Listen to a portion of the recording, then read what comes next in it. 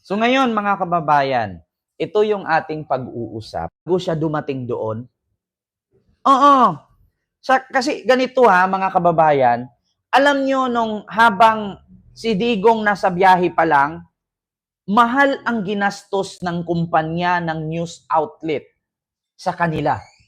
Tapos babastusin nyo lang at sasabihing bias, hahablutin ang cellphone, tapos sigaw-sigaw ang bayaran, fake news. Alam nyo, ang laki ng ginastos ng company, ng mga media outlet. Bakit? Biruin nyo si Digong nasa Dubai pa lang, ang mga reporter nandun na sa dahig. Ganun sila kabilis.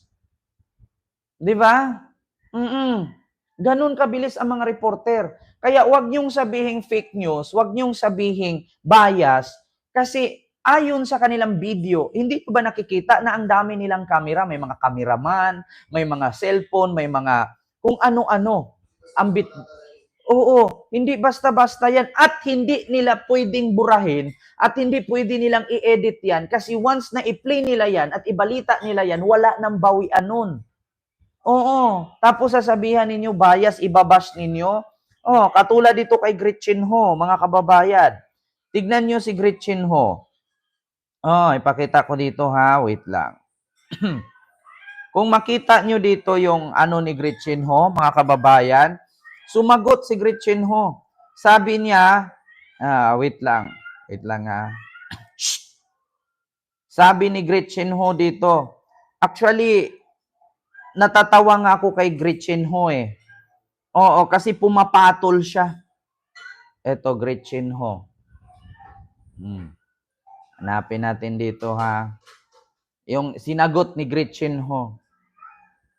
Gretchen Ho. Ayan, bias. Alam nyo, kawawa nga yung mga reporter, tinawag na bias daw.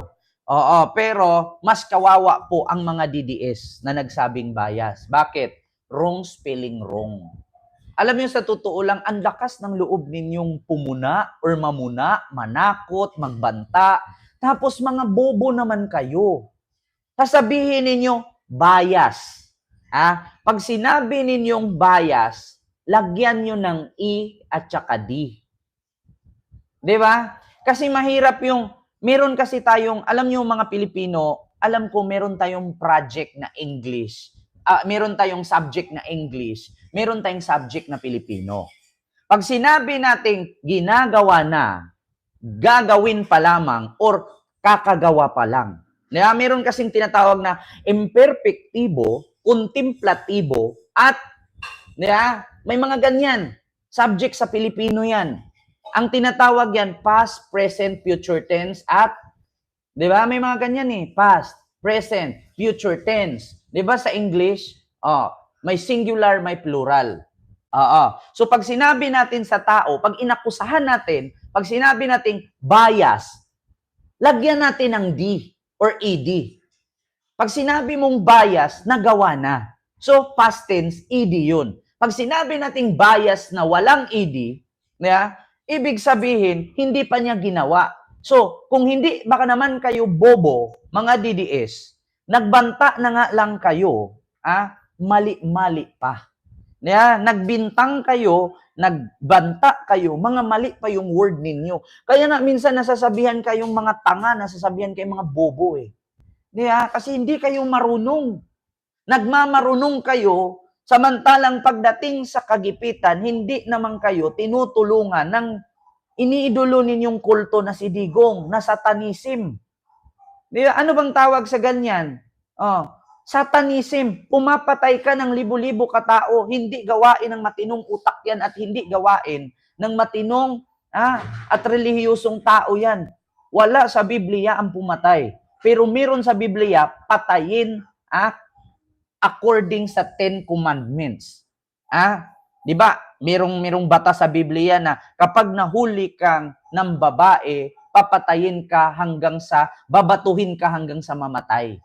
Nasa Biblia yan. Babatuhin ka hanggang sa mamamatay ka.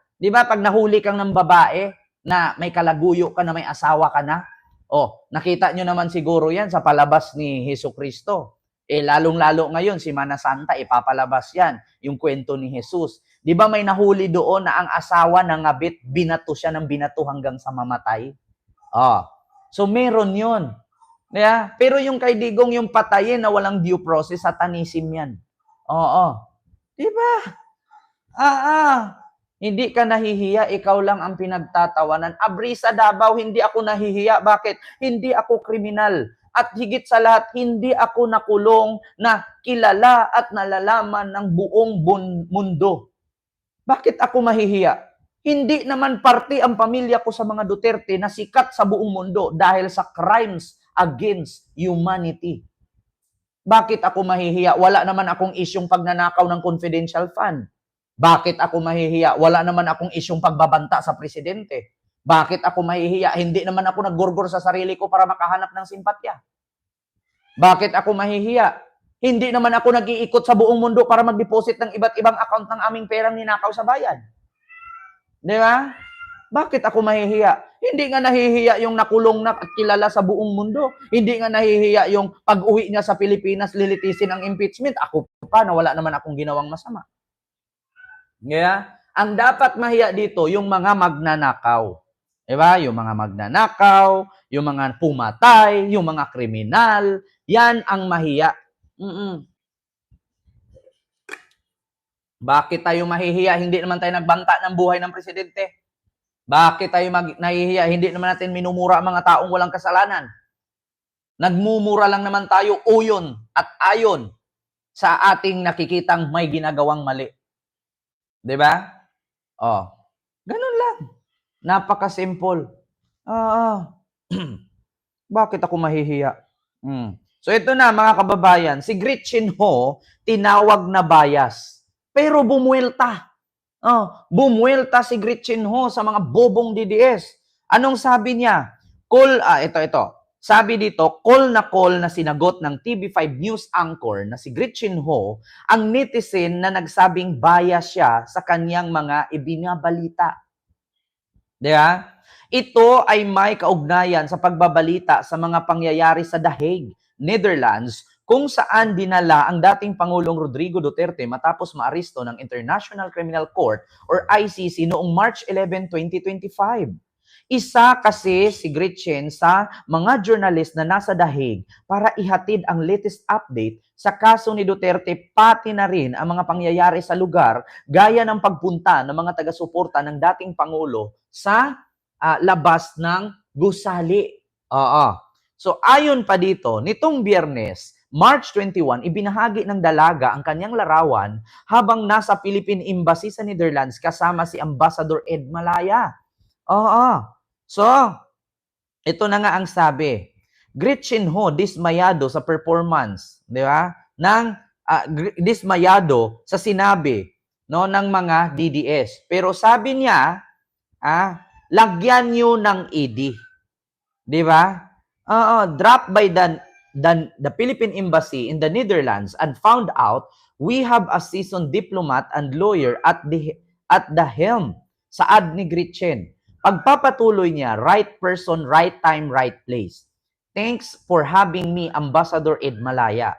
Makikita naman sa comment section ng pagdagsa ng mga basher at hindi nakakataka kung umulan ng mga salitang gaya ng bias ang mga komento. Ngunit aliw naman ang nagiging sagot ni Gretchen sa komento. Bias with an ED po. Di ba? Kasi nabasa niya bias with an ED po. Lagyan niyo po ng ED. Kasi nga, nang babash kayo, bobo naman. Di ba yan ang mahirap sa mga DDS katulad sa akin? Sabi ko, magigilit ako ng liig kapag makauwi si Digong. Alam niyo ang ginawa ng mga DDS sa akin? Comment sila ng comment. Tapos, kailan ka mag-live na magilit ka? Kailangan namin na makita kailan ang live mo na maglalaslas ka ng liig mo. Baka hindi mo gawin yan. Baka hindi mo tutuhanin yan. Baka hanggang salita ka lang. Isa lang naman ang sabi ko pauwiin niyo muna si Digong. Never akong magilit hanggat si Digong hindi nakatungtong sa lupang pangako. Diba? Hanggat wala si Digong sa lumang pangako, ba't ako maglaslas ng liig? Diba? Hindi naman ako tanga. Patunayan nyo munang nakauwi si Digong, tsaka ako maglaslas. Hindi yung kailan ka maglaslas, ayan, nakauwi na. Utang ina. Utot nga niya, hindi nakarating sa Pilipinas. Tapos palaslasin nyo ako. Ganyan na ba kayo mga kadesperado? Pag hindi nyo kaya yung tao, ibabash ninyo. Tapos, yung mga comment ninyo, wrong spelling pa. Nakakahiya kayo. Di ba? Kaya nga minsan sabihin natin bago ka mangialam sa buhay ng iba, make sure na perfecto ka. Di ba?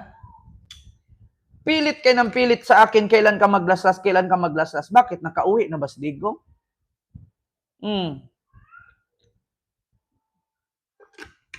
Tapos paasahin pa kayo ng paasahin ng mga supporter ninyo dyan. Paniwala pa kayo ng paniwala kayo kay Sara, kay Harry Roque, kay Maharlika, na makauwi na daw sa birthday. Putang ina, tapos na yung buwan. April na ngayon. Nakauwi ba? Tang inang yan. Naniniwala naman kayo. Sabi ko nga sa inyo, mga kababayan, kakamping, loyalista at mga bobong DDS, isang buwan lang yung ganyan-ganyan ninyo, magsawa rin kayo. Di ba? Isang buwan lang yung ganyan-ganyan ninyo. Magsawa din kayo. Tignan nyo, sa kakapaasa ng paasang uuwi, birthday, uuwi. April Fool's Day na kasi. It's a prank ang tawag doon. Paasahin kayo ng paasahing uuwi. Putragis na yan. Paano uuwi? September pa ang unang hearing. Hanggat hindi pa natapos at naumpisahan ang hearing, walang Digong na makakauwi. Di ba? Sabi ni Gretchen Ho, bias with an ED po. Bias, thanks po. Say ng news anchor. Marami rin naman ang mga sumuporta kay Gretchen at pinayuhan na wag na lamang pansinin ang mga negative comments. Wag nyo na pong pansinin mga didishit na yan. Ganyan talaga kapag desperado na, lahat na gagawin issue. Basta masabi ko sa mga DDS, deserve. Yeah? And that's the best you can do. Correct the spelling, sabi ni Gretchen. Moving forward, guys, with ED na ha, at least aminado. Kaloka talaga ang galit ng mga DDS. Di ba? Matatanda ang bukod kay Gretchen ay nasa Netherlands din sina Maris Umali, Sin Hernandez. Sa katunayan, maging si Maris Umali ay umani ng mga pambabatikos dahil sa paratang na tinatawag raw niyang matanda si dating Executive Secretary Attorney Salvador Medialdia. Bakit? Anong akala nyo kay Salvador Medialdia? Bagets? Amoy Angus beef na nga. Tapos ayaw niyong tawaging matanda. Totoo naman talagang matanda. Sinakay na nga sa wheelchair, hindi na makahinga. Tapos sabi ni Maris Umali, mamalayo pa dilat ang mata. Nung paglapit ng media, pumipikit na siya. Diba? Anong gusto nyo mangyari? Ayaw tawagin ni Maris na matanda si Salvador Medialdia? So, anong gusto nyong tawagin? Bagets? Teenager? Aba, kung hindi tumanda, hindi maging bagets sa katunayang maging si Maris ay umani ng pambabatikos dahil sa paratang na tinatawag raw niyang matanda si dating Executive Secretary Attorney Salvador Medialdia nang isakay siya sa ambulansya at dalhin sa ospital dahil sumama ang pakiramdam. Giit niya, mata niya ang sinasabi niya at hindi matanda. Tignan mo yung matanda, yung mata niya. Kaya sabi ni Maris Umali yun, totoo naman talaga. Sabi na ni Harry Roque, alam mo Maharlika, yung meet and greet natin doon sa dahig na para akong si Santa Claus. Para naman talaga siyang si Santa Claus, kalaki-laki ng tiyan niya 'Di ba? Si Maharlika yung elves. Mukha namang reindeer kasi. Mali ba ang tawaging matanda? Kayo nga tinatawag yung bias yung mga reporter, karapatan, alam niyo sa totoo lang, hindi po porket mga DDS ay kayo ang nandyan, kayo na yung masusunod. Hindi nyo ba iniisip, ang lakas ninyong mangbash, ang lakas ninyong manakot, ang lakas ninyong magbanta. Samantalang yung sinusuportahan ninyo, kriminal. Di ba? Hindi nyo naiisip, ang lakas ninyong manakot, ang lakas ninyong mangbash. Okay lang sana kung ganyan ang gagawin ninyo, kung ang sinuportahan ninyo, inosente. Di ba? Ang sinuportahan ninyo, nakakulong. Means to say, may kasalanan, kaya nga nakulong Di ba? Ang lakas ninyo Magsabi na bias, fake news, tapos nananakot kayo, nagbabanta kayo. Hindi nyo iniisip na yung sinusuportahan ninyo, kriminal? Di ba? Hindi ninyo iniisip yan. Ang nasa isip ninyo, kayo palaging tama kahit mali na. Di ba? Hindi nyo ba nakita?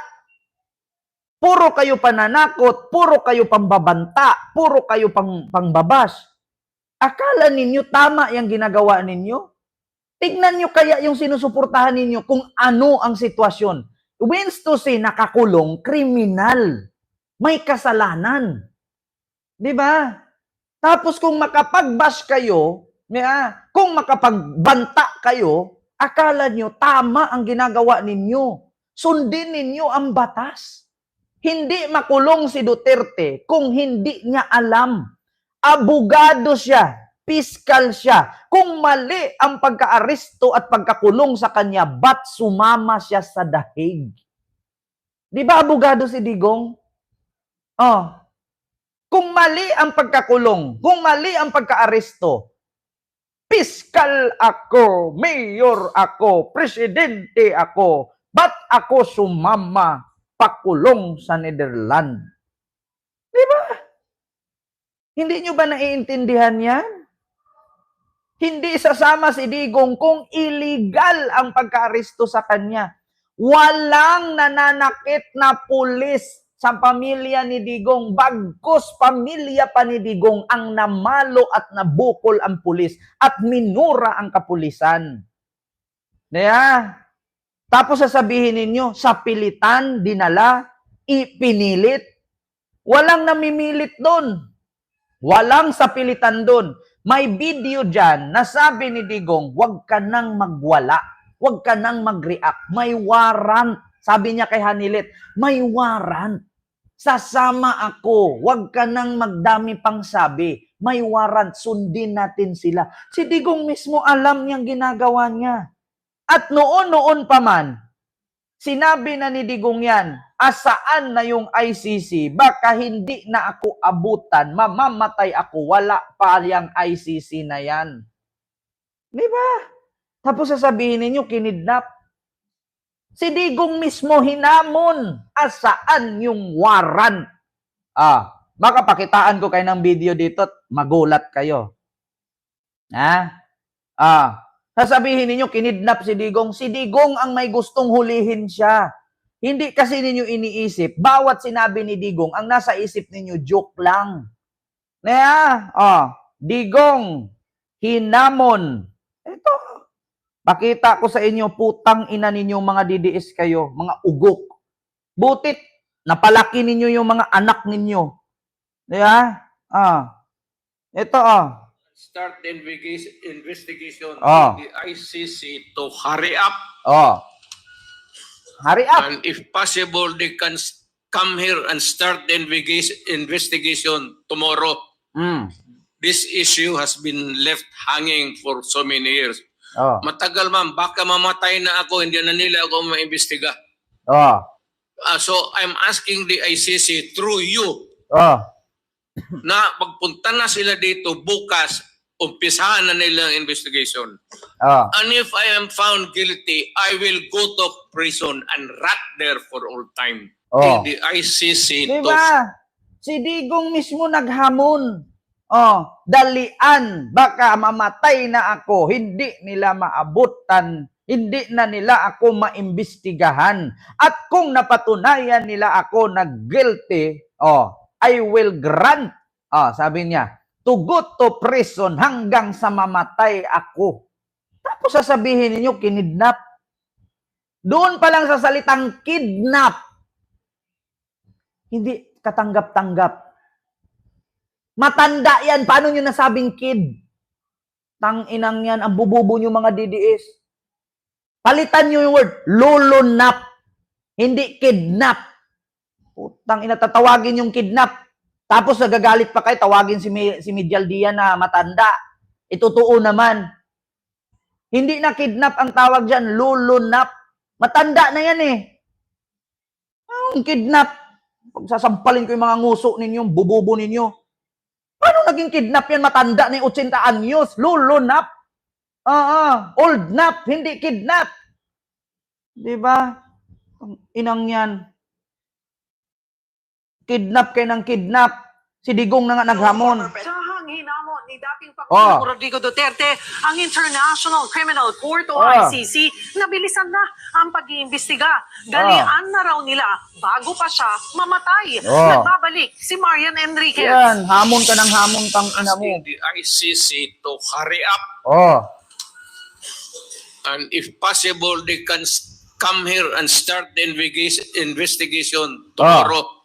Yan ang matapang na hamon ni dating Pangulong Rodrigo Duterte sa International Criminal Court. Kaugnay Sahang hinamon ni dating Diba? Tapos sasabihin niyo, kinidnap. Pagsasampalin ko yung mga nguso, yung mga DDS, kayo mga bulag ata kayo eh. Kung ano yung napasok sa isip niyo, yun na yun. Yan, mahilig kasi kayo sa mind conditioning. Yan, niwala kayo pag sinabi ni Digong, papatayin kita. Pumapalakpak sila. Hindi nila alam na may bala na sa ulo nila. Kaya, yan, ang ina ninyo. Nakaka-high blood kayo ng katawang Barbie, ha? Dito naman tayo kay Robin Padilla. Ewan ko ba, mga tol!